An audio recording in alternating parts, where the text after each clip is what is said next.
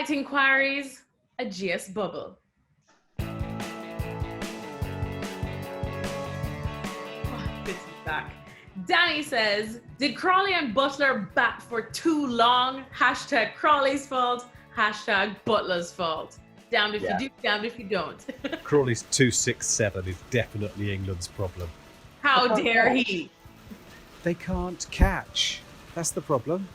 I mean, I've seen some woeful slip attempted catches that, you know, if I were Jimmy Anderson, I would definitely be using some choice words, but I thought he was really restrained.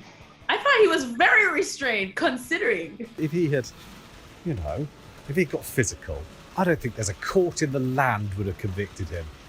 Do you? I would absolutely not convict him. A jury would have gone through those and they got, what, you're on 598? And they did that. They don't deserve Jimmy. Asad Pabani asks, is Cardi B's song WAP, which stands for wet pitch in this PG version, is it about England's frustratingly unreliable weather in this test series?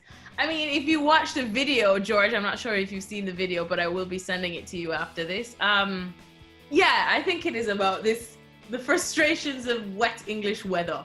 I'm not familiar with the work, the oeuvre. Was it Cardi B? Cardi B, a Cardi mega B, stallion. Is that short for cardigan B? Like your second choice cardigan? Wow, that was a very dad joke. That screams, I have a I grand have genuinely never heard of this person. Cardi B. Never. Do you know how long I've been at the Aegeus bubble? I don't know. I don't know what's happened. I don't know where my family are. I don't know. I've gone a bit mad. Wakas Naim asks, is it DRS or just good weather making umpires forget about the term benefit of the doubt?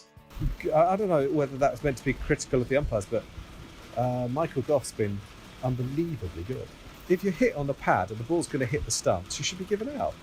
I'm laughing because I'm already reading the next question from our good friend Abijato, who asked, have the England fielders been using a lubricant in place of hand sanitizer? That might explain it. But what they're doing with that much lubricant in a bio bubble, I really don't want to know. I've been away from home a long time. Oh, wow. A man gets lonesome. Man gets lonesome. Moving on, Nathan Barnes asks, is this what the Ashes will be like? England can never get wickets on a flat pitch. Probably won't rain as much. And there'll be more Australians. I mean, you say they can never get wickets on a flat pitch. I'm going to say again, they dropped 4 chances in 37 balls from Jimmy Anderson, including 3 in 10. So it's not like... And Pakistan are following on. I mean, when you say never... Luca says and asks, Archer was arguably over-bowled last summer and arguably under-bowled this summer. What do you think his ideal role should be? Oh, that's a good question. I don't think he's been under-bowled. I like that. I like the short spells, but he could do a bit more. But that's fine. Let's keep it that way. Okay, so I've heard people talking about the pace he's bowled in this game. He's bowled good pace. Pace isn't the final destination. Pace is a tool to get to the final destination, which is wickets. And he is at his best when he's a hit the top of off-stump bowler, not the hit the top of the batsman's head bowler. So I think his bouncer should be used as a shock weapon, and I think that he and Mark Wood are both encouraged to bowl too short too often, and they're better than that. Stay home, stay safe asks, are we going to see Jimmy Anderson playing for England for the last time tomorrow? Oh.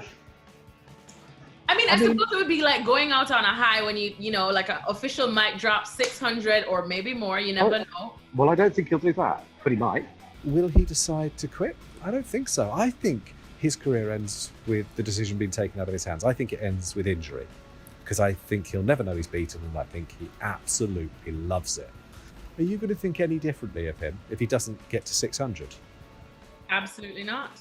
Right. Because if I say again, he's 38 and he's bowled more balls than any seamer in Test history. It's going to end. It's bound to. He's not going to beat time. Harry Pem Daz asks, what if Jimmy Anderson gets Virat Kohli as his 600th wicket? That would be something, wouldn't it? Even though it's all the way next year. And that would just absolutely, I think, break our hearts tomorrow since we are so close. And then Jonathan Evans asks, is Jimmy Anderson sitting on his balcony burning a pair of Joss Buttler pajamas? Probably. Then if you do get Virat Kohli as your 600th, I don't care if it's day 2, that's your mic drop and say, I'm just going to take myself out of this test period, leave it on 600. But we'd like to see the 600 way before that. Is he the best bowler who's ever played? No, probably not. But is this an incredible record that will probably never be beaten? Oh, yeah. And if you can't appreciate it, then you shouldn't be watching him because you don't deserve it. Love that. You don't deserve Jimmy. You don't appreciate what he's 600 wickets as a seamer.